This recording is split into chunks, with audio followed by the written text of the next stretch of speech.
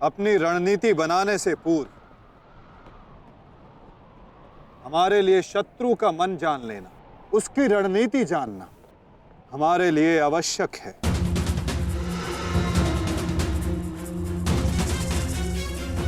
सबको ज्ञात है ना कि आज शत्रु का लक्ष्य क्या होगा?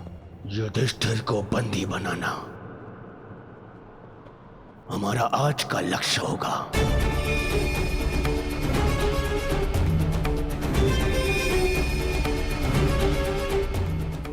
युधिष्ठिर को बंदी बनाकर मुझे इस युद्ध को यही समाप्त करना है। मेरे आज भाई वीर गति को प्राप्त हुए हैं अब तक।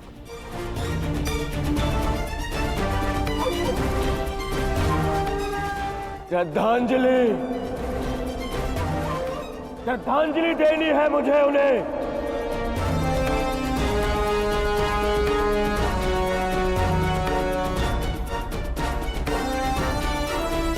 बहुत पीड़ा भरी मृत्यु दी है उस भीम ने मेरे भाइयों को।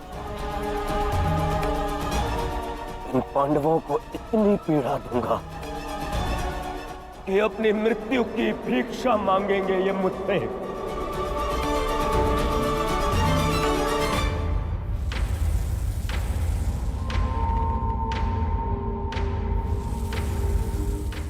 मित्रगण, वचन दो मुझे, आज चाहे जो भी तुम्हारे मार्ग में आ जाए तुम उस पर दया नहीं दिखाओगे। आज चाहे जो कोई भी आ जाए तुम अपना सबसे तीव्र प्रहार उस पर करोगे। वचन दो मुझे मित्र। तुम्हारा आदेश मेरा वचन है मित्र। आज शत्रु कर्ण का एक भिन्न रूप देखेंगे।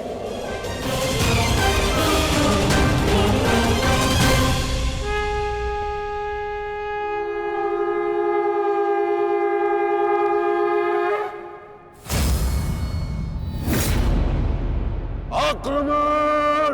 आक्रमण! आक्रमण! आक्रमण!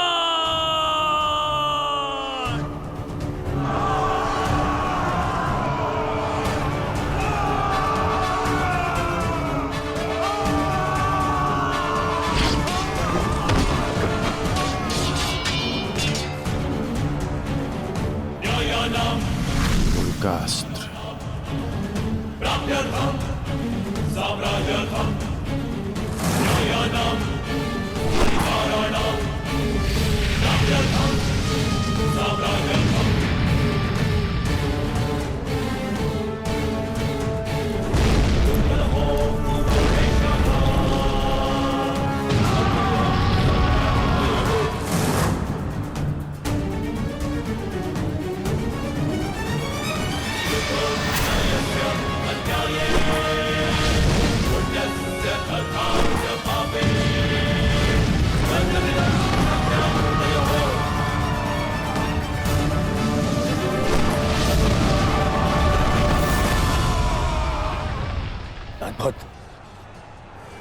अद्भुत मित्रगण, अद्भुत। अपना मार्ग ज्ञात है ना सभी को?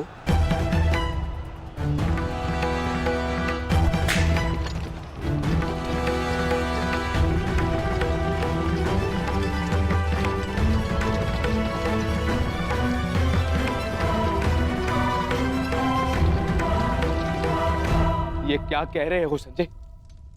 युधिष्ठिर सेना के पिछले भाग की ओर बढ़ रहा है।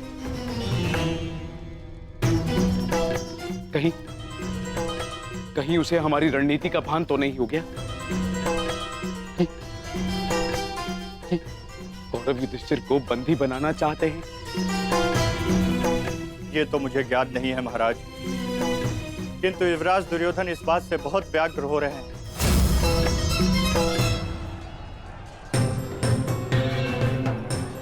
अवश्य इन पांडवों को हमारी रणनीति का ज्ञात है, इसीलिए भीम एक और हमारी सेना को भ्रमित कर रहा है और युधिष्ठिर पीछे जा रहा है। मित्रगण, तुम जाओ, युधिष्ठिर के पीछे तुम जाओ और जाके उसे बंदी बनाओ। युधिष्ठिर को बंदी बनाना हमारे लिए बहुत आवश्यक है। जाओ मित्र। परंतु मित्र, मैंने महाराज को वचन दिया कि आज किसी भी कौरव के प्राण नहीं जाएंगे। मुझे उस वचन को भी निभाना है मित्र। उसके लिए हम सब हैं यहाँ। युधिष्ठिर तुम्हारे सामने एक दुर्बल योद्धा है, तुम उसे आसानी से बंदी बना सकते हो मित्र। उसे बंदी बनाते ही ये युद्ध यहीं समाप्त हो जाएगा और मेरे भाइयों की रक्षा भी। मुझे ये युद्ध यहीं समाप्त चाहिए। कर्ण, जाओ आगे। ठीक है मित्र, परंतु मेरी योजना स्मरण रखना। मुझे तुम्हारी योजना स्मरण रहेगी मित्र। आगे बढ़ो। तब से युधिष्ठिर के रथ की ओर तीव्र गति से आगे बढ़ो।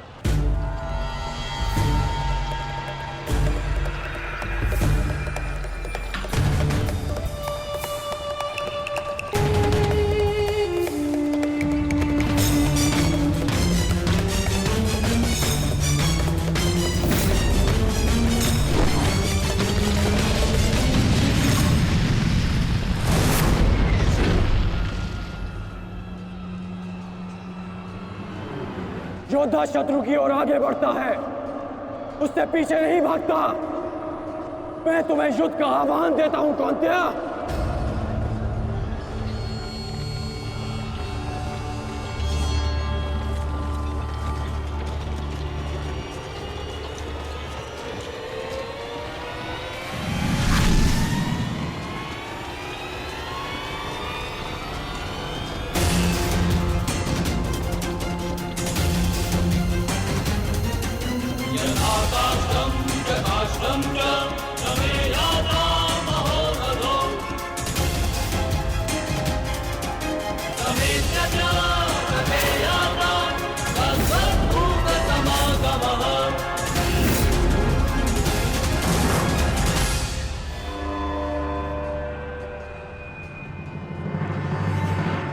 कौन्तेय तुम्हारा आवाहन स्वीकार करता है।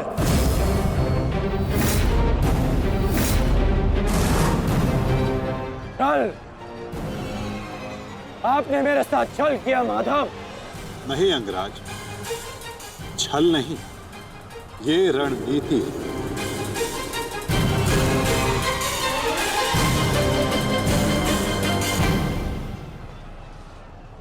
ये युधिष्ठिर का रथ है और इस पर युधिष्ठिर को विराजमान होना चाहिए था। वो तुम्हारी भूल है अंगराज, क्योंकि तुमने रथ को नहीं, रथी को युद्ध के लिए ललकारा है। और तुमने युधिष्ठिर को नहीं, कौन्तेय को ललकारा है, युद्ध का आवाहन दिया और उसने तुम्हारे इस युद्ध के आवाहन को स्वीकार किया है। कर्ण, तुम सदैव मुझसे द्वंद्व करने का अवसर ढूंढते रहे हो कर्ण। समय आ गया है, अब दिखाओ कि तुम कितने समर्थवान और कुशल योद्धा हो। अपना आवाहन पूर्ण करो मुझसे और वहां दादा भीम अपनी प्रतिज्ञा पूर्ण करेंगे।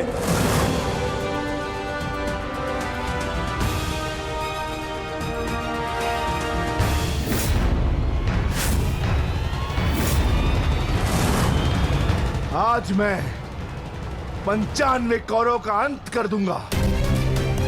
पांचाली को दिया हुआ वचन और कुरु सभा में ली हुई प्रतिज्ञा आज दोनों ही पूर्ण हो जाएंगे।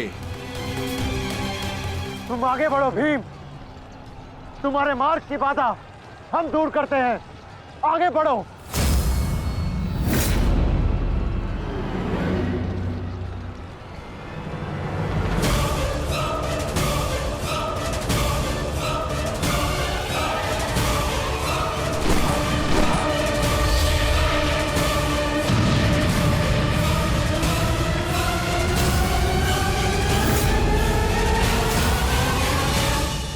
ये क्या कह रहे हो संजय? वहां वासुदेव ने कार्ड से कर्ण को फंसा दिया और यहाँ भीम हमारे व्यू में प्रवेश कर चुका है। शेष तीनों पांडव उसके पीछे हैं। अब कौन बचाएगा मेरे पुत्रों के प्राण? कौन करेगा उनकी रक्षा?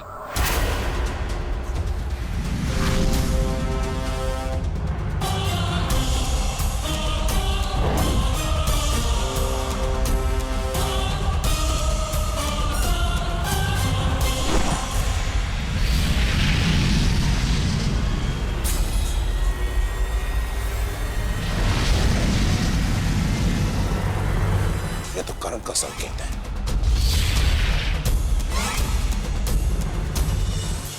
तुम कोई भी संकेत दे लो कर्ण, तुम्हारी सहायता के लिए यहां कोई नहीं आ पाएगा,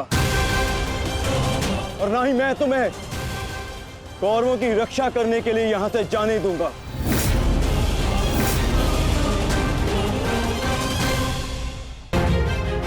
तुम कोई भी संकेत दे लो कर्ण, तुम्हारी सहायता के लिए यहां कोई नहीं आ पाएगा। कौन कहता है कि मैं रक्षा के लिए संकेत दे रहा हूं? माधव भले ही तुम्हारे सारथी हैं, किंतु इनकी नीति मैं तुमसे अधिक पहचानता हूं। तुमने भले ही माधव की सहायता से मुझे युद्ध क्षेत्र से अलग कर दिया, किंतु मेरी रणनीति को विफल नहीं कर पाओगे अर्जुन।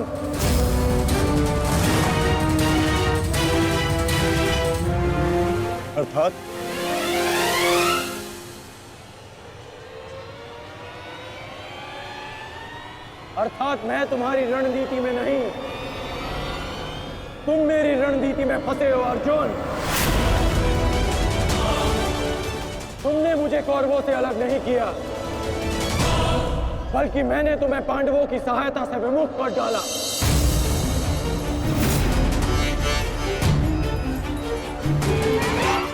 अब तुम भीम की सहायता नहीं कर पाओगे अर्जुन, और भीम किसी कौरव का वध नहीं कर पाएगा।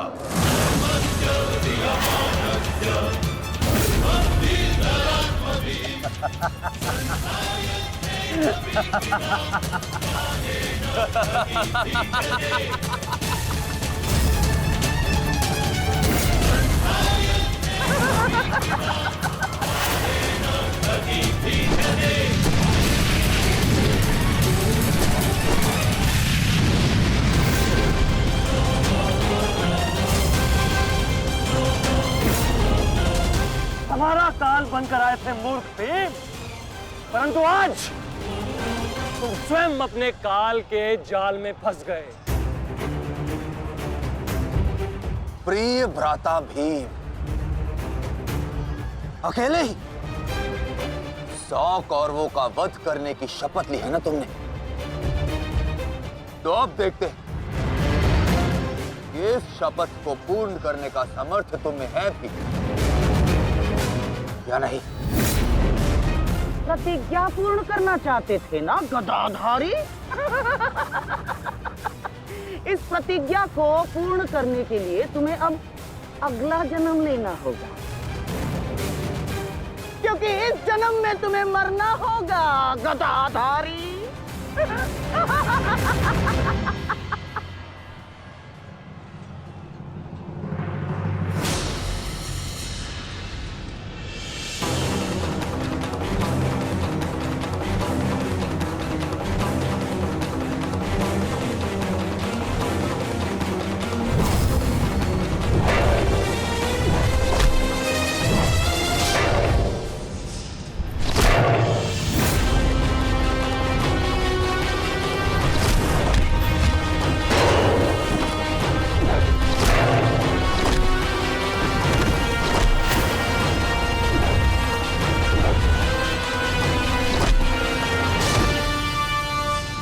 तुमने मेरे भाइयों को बहुत निर्दयता से मारा है भीम।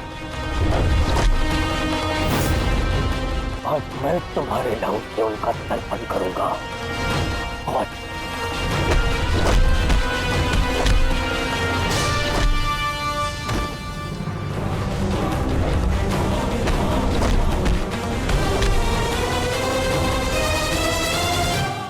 मैं तुम्हारे लहू से उनका तर्पण करूंगा। आज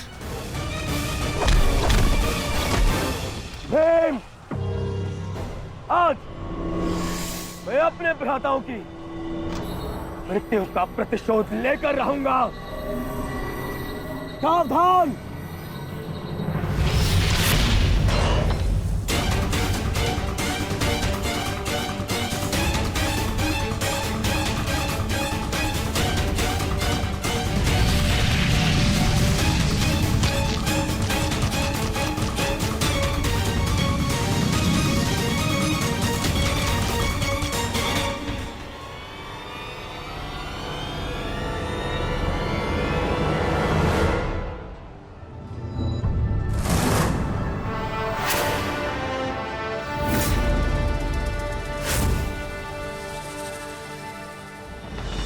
आपका प्रतिशोध पूर्ण हो न हो, परंतु मेरा प्रतिकार आज अवश्य पूर्ण होगा।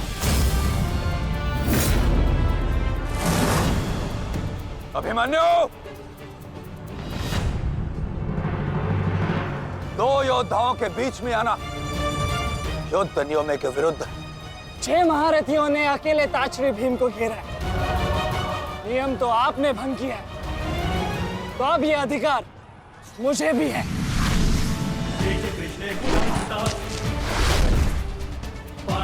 अभिमन्यु! चक्रबंधास्त्र।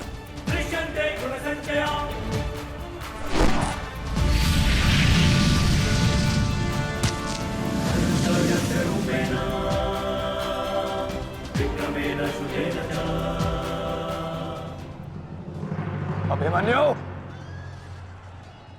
तुम भूल रहे हो, मैं तुम्हारे पिता के आचार्य का पुत्र हूं। चक्रबांध अस्त्र का तोड़ मैं जानता हूं। चक्र विपरीत अस्त्र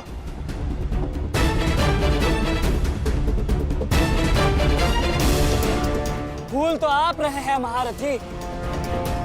विपरीत अस्त्र तभी कार्य करता है जब युद्ध नीति गत हो। एक योद्धा पर आप सभी ने आक्रमण कर युद्ध नीति भंग की। अब अपनी इस अनीति का दमन देखिए। बालक! बालक! मेरी शत्रुता तुमसे नहीं है। मेरे मार्ग से हट जाओ, अन्यथा अपने प्राणों से हाथ धो बैठोगे। धो तो आज मैं उस कलंक को दूंगा जो मेरे परिवार के माथे पर है, कि अपने कुलवधू के अपमान का प्रतिकार नहीं कर पाए।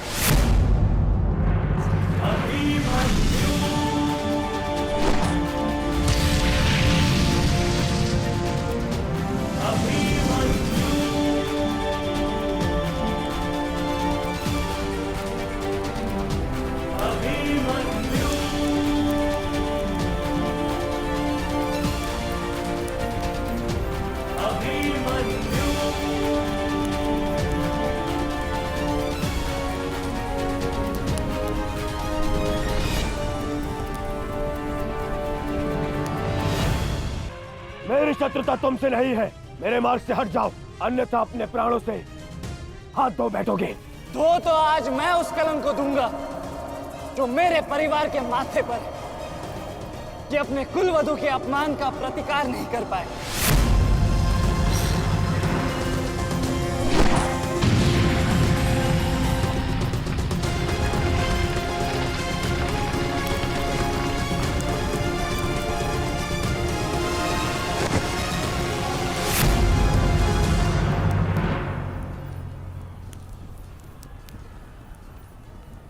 अनुभव करो इस ज्वाला को युवराज दुर्योधन। ये वही ज्वाला है जो इतनी वर्षों से मेरी माता के हृदय में धधक रही है।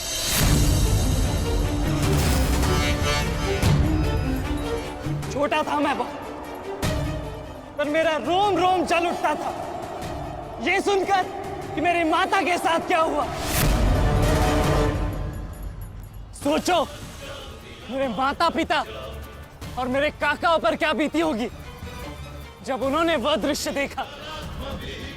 मेरे माता पर क्या बीती होगी जब सहस्त्रों आंखें उनके वस्त्रहीन होते शरीर पर पड़ रही थी।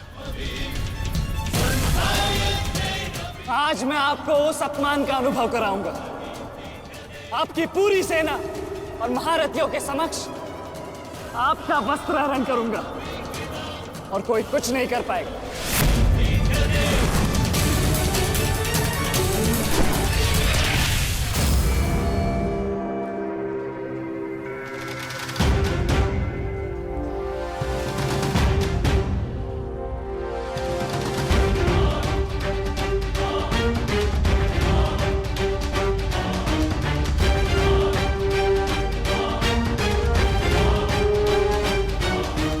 अनुभव करो उस अपमान का, अनुभव करो उस वस्त्र हरण से हुए अपमान का जो आप सभी ने किया। नदी जब सीमा तोड़ती है तो बाढ़ आती है। आज आपकी पाप की धारा की बाढ़ में आप स्वयं बह जाएंगे काकाश्री।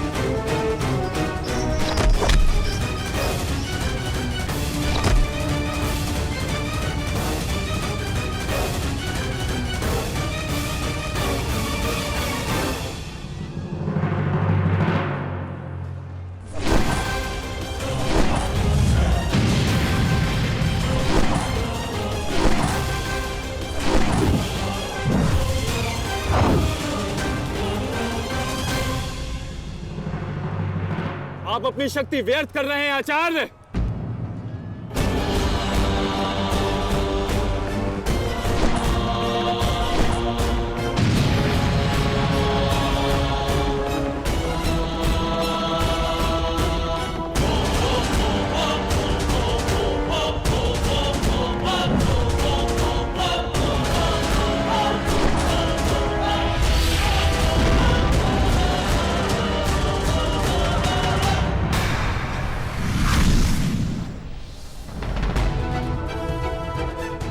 दुर्योधन को मेरी सहायता की आवश्यकता है।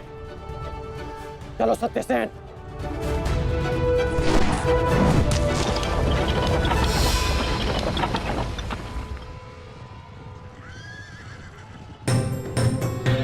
कहां चले अंगराज? मैं जानता हूं कि तुम्हारे मित्र पे आए संकट का संदेश तुम्हें मिल चुका है, परंतु मैं तुम्हें जाने नहीं दे सकता। तुम कदाचित मुझे रोक सकते थे अर्जुन, परंतु तुमने एक भूल कर दी। तुम अपने रथ पर नहीं हो अर्जुन। हाँ, वासुदेव तुम्हारे सारथी हैं, परंतु महाबली हनुमान का आशीर्वाद तुम्हारे रथ पर नहीं।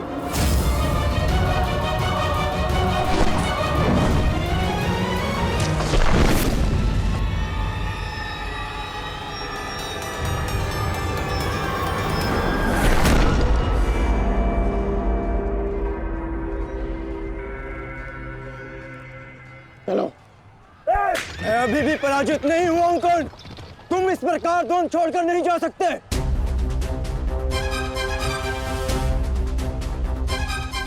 तुम युद्ध के नियम भूल रहे हो अर्जुन। युद्ध का नियम है कि महारथी ही महारथी के साथ द्वंद्व कर सकता है, और तुम रथ विहीन हो, इसलिए मैं तुम्हारे साथ द्वंद्व नहीं कर सकता। पहले अपने रथ का पहिया सुधारो, फिर आकर मुझे युद्ध का आह्वान देना, क्योंकि परशुराम शिष्य कर्ण नियम तोड़कर युद्ध नहीं करेगा।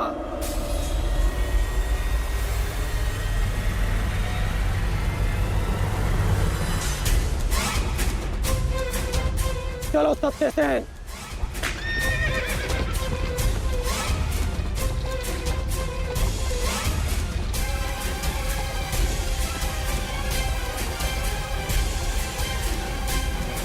अब समझे पार्थ कि मैं कर्ण की प्रशंसा क्यों करता हूं।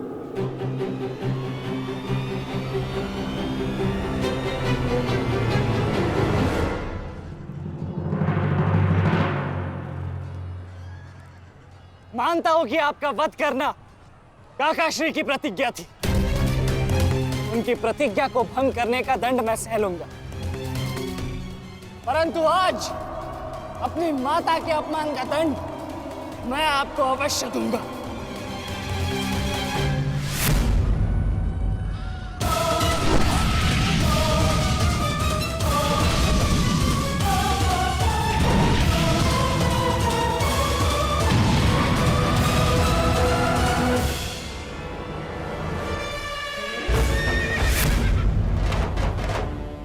किसी की प्रतिज्ञा टूटे पर मेरी प्रतिज्ञा नहीं टूटेगी अभिमन्यु। और मेरी प्रतिज्ञा है कि जब तक मैं जीवित रहूंगा मेरे मित्र के प्राण नहीं जाएंगे।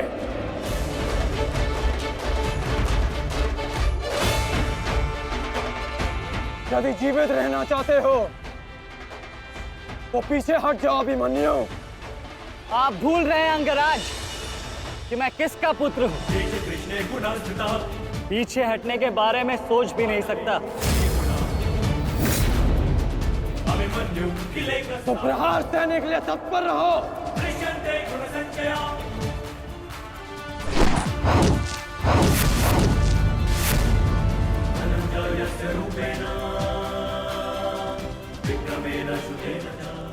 ये मेरे लिए पर्याप्त नहीं अंगराज।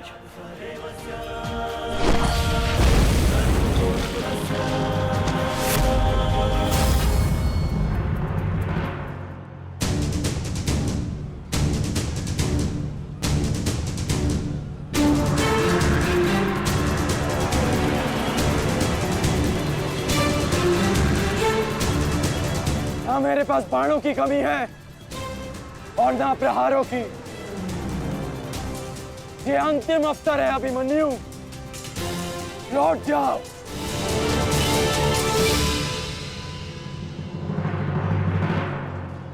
तो मेरे तुनीर में भी उत्तर प्रस्तुत है अंगराज।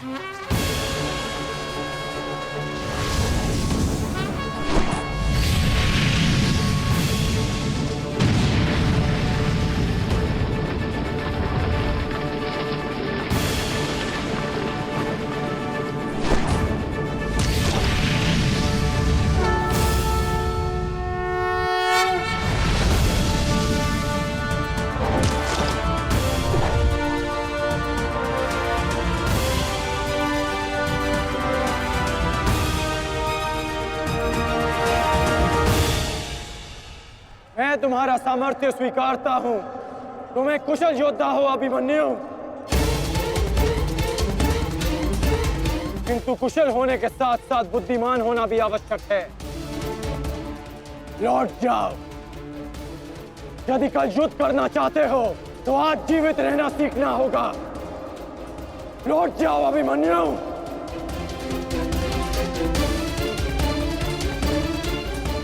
एक योद्धा के लिए आज या कल नहीं होता अंगराज। उसके लिए केवल वो ही पल होता है जिसमें वो मृत्यु के सामने खड़ा होता है। एक वीर योद्धा से सुना था मैं, हे मृत्यु, तैयार यदि तू आने को, प्रसन्न मुखा। द्वार खुला है, तेरा स्वागत, प्रसन्न मुखा।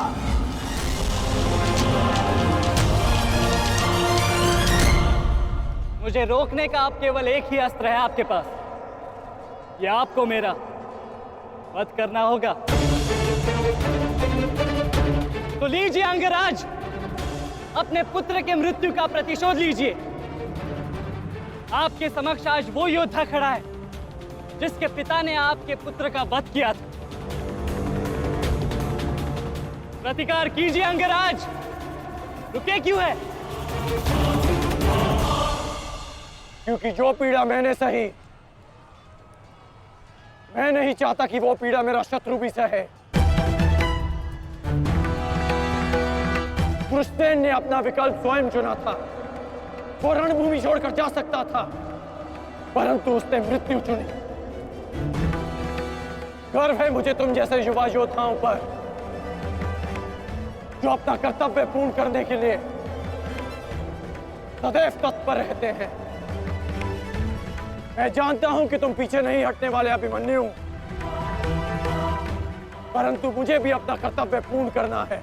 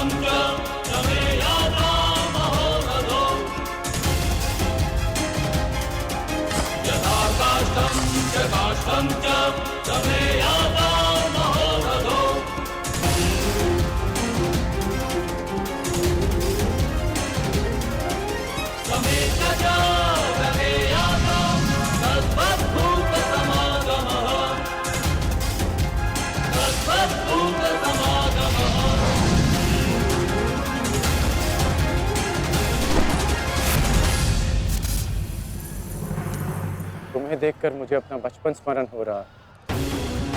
अभी तुम्हारा जीवन आरंभ हुआ है वत्स। इसे इस प्रकार व्यर्थ मत करो।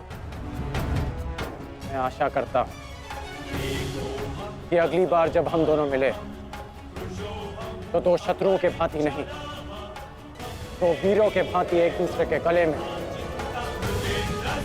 अभी तुम्हारा जीवन शेष है।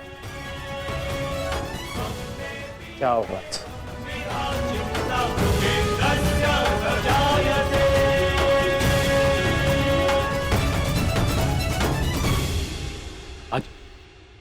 आज कौरवों की विजय हुई है गांधारी। पांडवों की एक अक्षुणी सेना को ध्वंस कर दिया है हमने आज। भीम हमारे एक भी पुत्र को क्षति नहीं पहुंचा पाया, एक भी।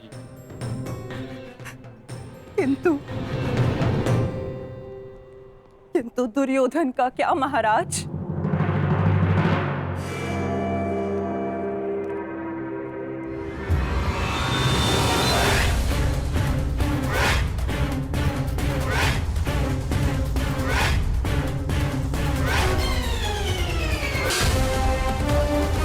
मित्र,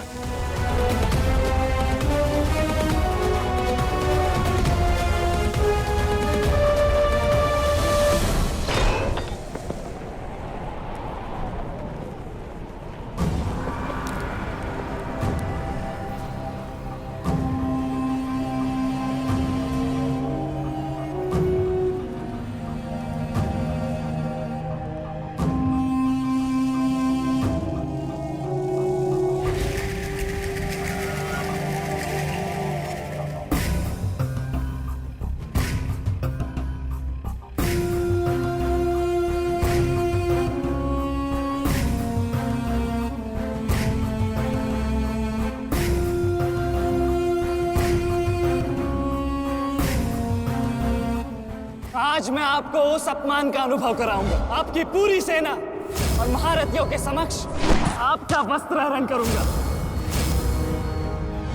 परंतु आज अपनी माता के अपमान का दंड मैं आपको अवश्य दूंगा।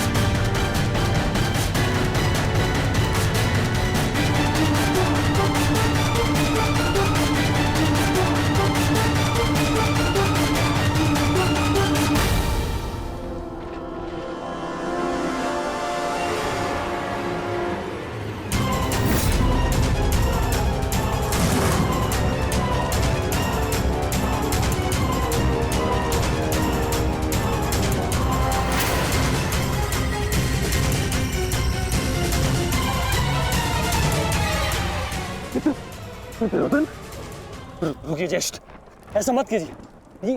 ये क्या कर रहे हैं आप? दुर्योधन, दुर्योधन, ये सब कुछ क्या है?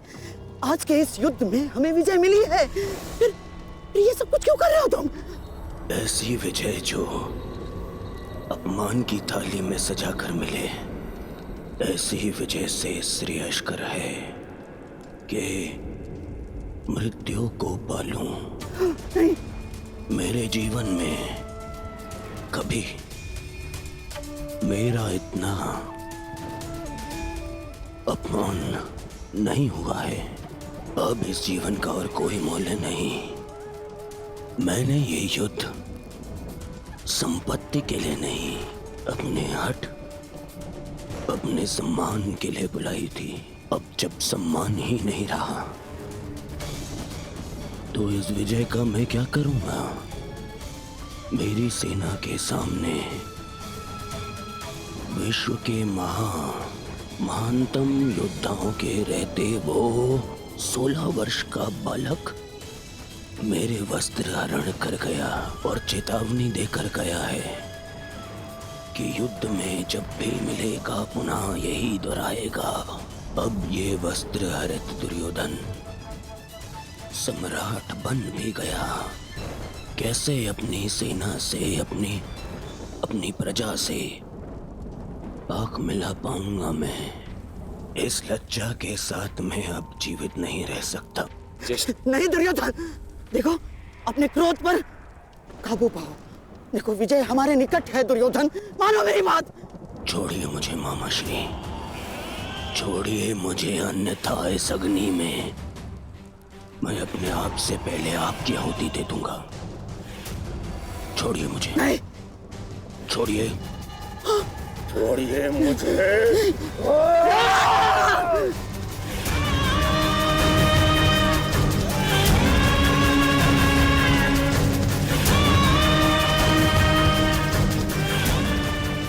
नहीं, नहीं दुर्योधन, देख क्या रहे हो मूर्खों? कोई रोको इस अनर्थ को।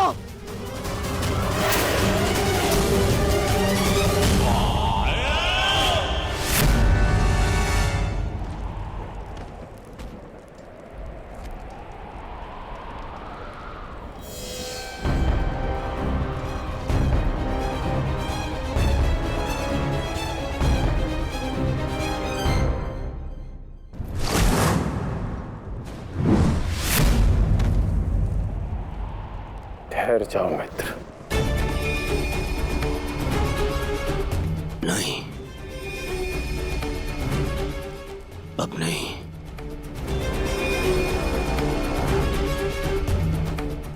क्रोध में विवेक मत खो बैठा। जो अपना सम्मान खो चुका हो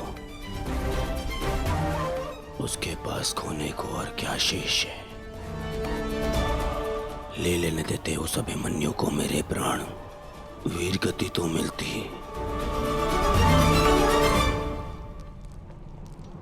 सारी सेना के सामने मेरा वस्त्र हरण कर गया वो बालक, जिन पांडवों का सर कटा हुआ देखना चाहता था, उन्हीं का बालक मेरा सर झुका गया। संसार के सारे योद्धा देखते रह गए और वो बालक मुझे अपने बाणों के चक्र में फंसा गया। मैं ये अपमान सहन नहीं कर सकता। क्या करूंगा जीवित रह गए जब संसार के सामने शीश उठाकर चल भी नहीं सकता मैं। इसीलिए अब मैं अग्नि स्नान करूंगा।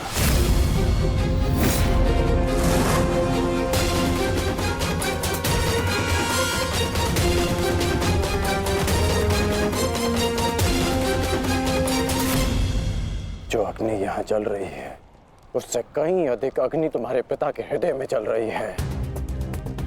क्या तुम अपने 5 भाइयों का बलिदान व्यर्थ जाने दोगे?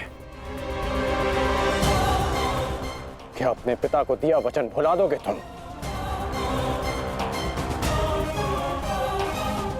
अपने चारों ओर देखो मित्र, क्या ये सब व्यर्थी अपने प्राणों के साथ खेल रहे हैं? जो वीर गति को प्राप्त हुए हैं, क्या उनका बलिदान व्यर्थ जाने दोगे तुम? तुम्हारे अनुज, तुम्हारे मामाश्री, तुम्हारे गुरुदेव, ये सब तुम्हारे सम्मान, तुम्हारे अधिकार के लिए लड़ रहे हैं, और तुम अपने कर्तव्य से मुंह मोड़ना चाहते हो? पूछो अपने सैनिकों से कि आज जो युद्ध में हुआ, कि क्या वो उससे लज्जित हैं, या वो कल युद्ध में उसका प्रतिशोध लेंगे? बोलो सैनिकों! प्रतिशोध लेंगे! प्रतिशोध लेंगे! प्रतिशोध लेंगे!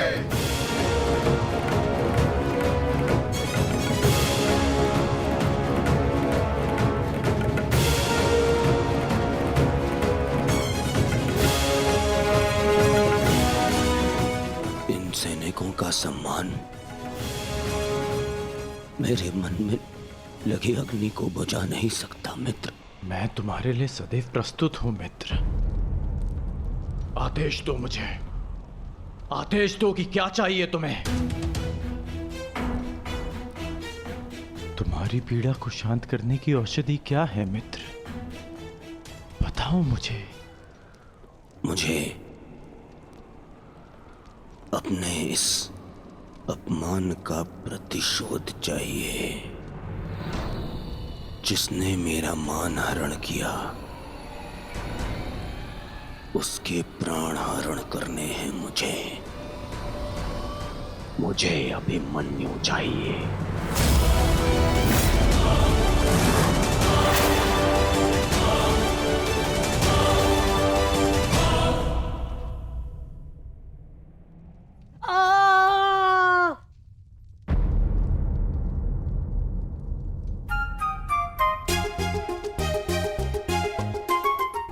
पीड़ा हो रही है ना इन्हें? पीड़ा? अभी तक मैंने इसके घाव को छुआ भी नहीं है। अभिमन्यु तुम्हें सताने के लिए उपक्रम कर रहा है उत्तरा। बहुत बुरे हैं आप। और तुम बहुत डरपोक। एक योद्धा की पत्नी के मन में इतना भय शोभा नहीं देता उत्तरा। ये घाव हमारे लिए आभूषण होते हैं।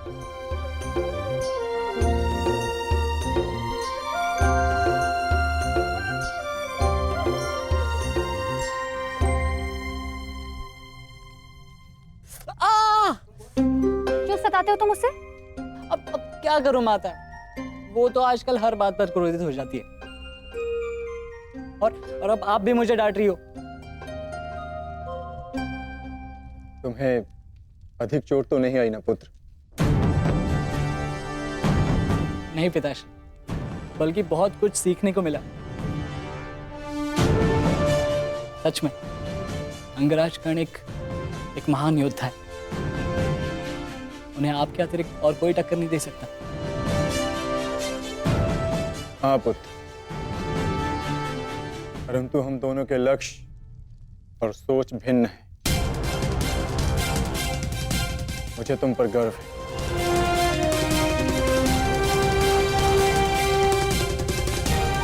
गर्व तो होना ही चाहिए। आज अभिमन्यु ने दुर्योधन को उचित उत्तर दिया।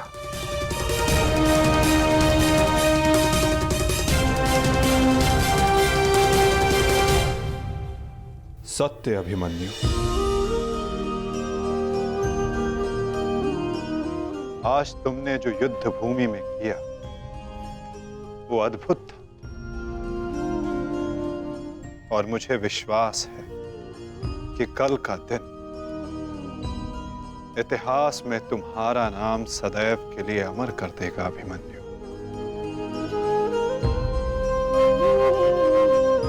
इतिहास से पूर्व मेरे पुत्र ने अपनी छवि मेरे मन में अमर कर दी है। 14 वर्षों के पश्चात आज पहली बार मन को एक शीतलता पहुंची कि मेरे पुत्र ने मेरे साथ हुए अपमान और अत्याचार का भान उस दुर्योधन को करवाया। मेरी आत्मा को जैसे एक वस्त्र का संबल मिल गया। इसके लिए मैं सदैव के लिए अभिमन्यु की ऋणी रहूं। जीवन तो पल पल में है सखी, जिस पल को जी लो वही जीवन होता है। आज तुम प्रसन्न हो, जी लो सखी, आज का दिन जी लो। कल का दिन तो अभिमन्यु के जीवन का अंतिम दिन होना चाहिए, और स्मरण रहे, सरल मृत्यु नहीं देनी है उसे। मृत्यु आने की पीड़ा का आभास कराना है, और जब तक वो भूमि पर रेंगता हुआ दया की भीख ना मांगे, मृत्यु नहीं आनी चाहिए उसे। वो मृत्यु मांगेगा और मैं हर पल उसे मृत्यु और जीवन के बीच में झुलाऊंगा, झुलाऊंगा मैं उसे। असंभव युवराज, जब तक युद्ध भूमि में पांडव उपस्थित हैं तब तक अभिमन्यु तक पहुंचना असंभव होगा। वैसे भी उन्हें ज्ञात होगा कि आज आपके साथ जो हुआ उसका प्रतिशोध आप अवश्य लेंगे। इसी कारण अभिमन्यु तक पहुंचना इतना सरल नहीं होगा।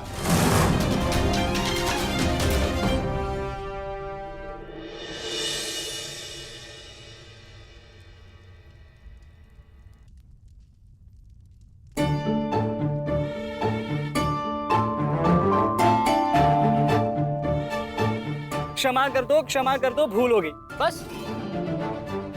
अच्छा क्षमा भी कर दो। जिसने युवराज दुर्योधन का मस्तक झुका दिया वो आज तुम्हारे समक्ष सर झुकाए मना रहा है तुम्हें। देखो, किसी ने मुझे इस प्रकार सर झुकाए देख लिया ना तो मेरा बहुत उपहास उड़ाया जाएगा। पहले वचन दीजिए कि भविष्य में आप इस तरह मेरा उपहास नहीं बनाएंगे। आपको अनुमान भी है मैं कितनी भयभीत हो गई थी। अब इसमें भयभीत क्या होना उत्तरा? आप नहीं समझेंगे, मुझे आपसे बात ही नहीं करनी। तो ठीक है, मत बात करना, परंतु कल यदि लौटा नहीं ना तो पछताना नहीं कि...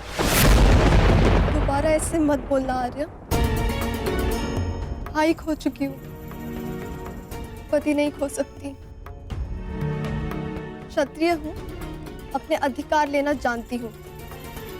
आपको लौटना होगा, क्योंकि इस बार केवल मैं नहीं, आपकी होने वाली संतान भी आपकी प्रतीक्षा करेगी।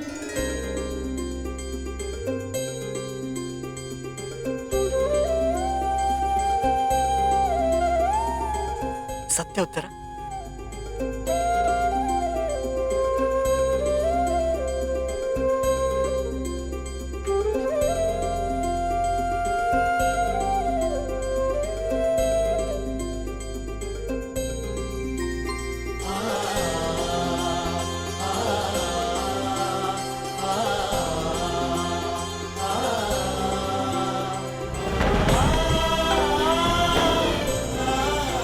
मैं तुम्हें वचन देता हूं उत्तरा, तुम और हमारी संतान सदा मुझ पर गर्वित रहेंगे।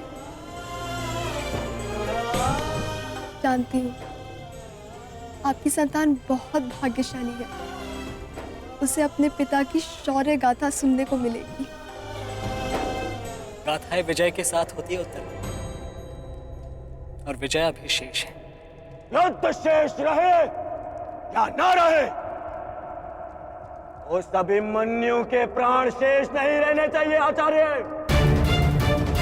आप सेनापति तीरगत के वीर नरेश शर्मा,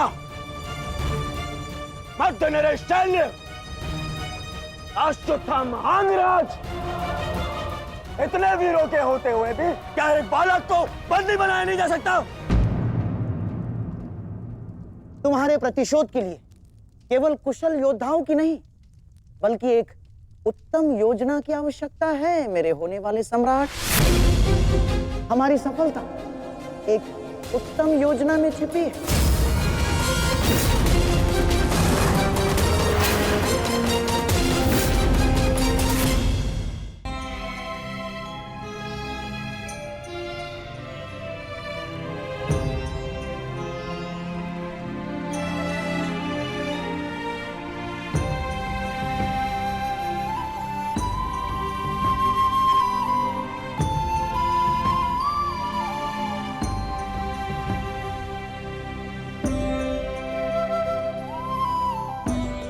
क्या है जो आप चाहकर भी मुझसे नहीं कह पा रहे हैं सखा?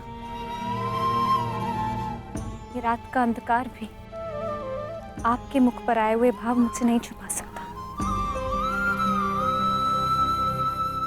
रात्रि के बाद दिन आता है सखी, उसी प्रकार जीवन के पश्चात मृत्यु आती है। सुख के बाद दुख आता है और यही सृष्टि का नियम है। हमें अपने जीवन में सबके लिए तत्पर रहना चाहिए सखी।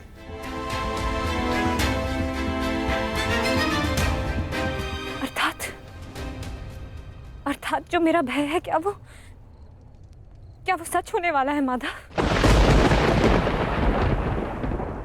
क्या कल पांडवों के साथ कुछ अनिष्ट होने वाला है?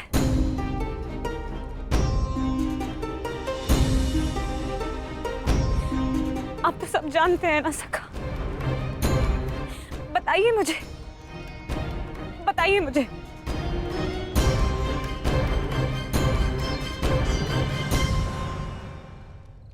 कभी कभी भविष्य का ज्ञान होना भी दुख का कारण बन सकता है सखी। यदि समय के अनुसार मनुष्य को सत्य का ज्ञान हो तो वो स्वयं को संभाल सकता है। और आज तुम्हारी प्रसन्नता का दिन है सखी। आज तुम्हारे पुत्र ने तुम्हारे अपमान का प्रतिकार किया है। जाओ सखी, जाकर सो जाओ, क्योंकि जीवन की हर रात्रि सदैव सोने के लिए नहीं होती।